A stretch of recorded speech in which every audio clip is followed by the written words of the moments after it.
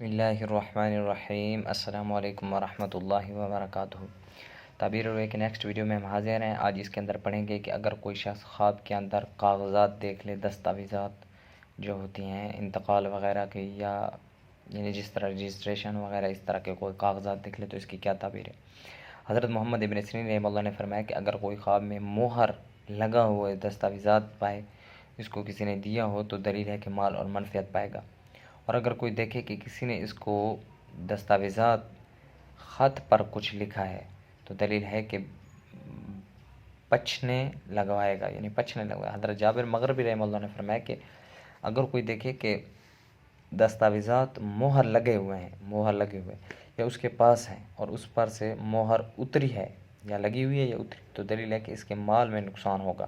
اور اگر دیکھے کہ دستاویزات اس کے پاس سے ضائع ہوا ہے یا جلا ہے، تو دلیل ہے کہ وہ ضائع ہوگا، وہ بذات خود ضائع ہوگا۔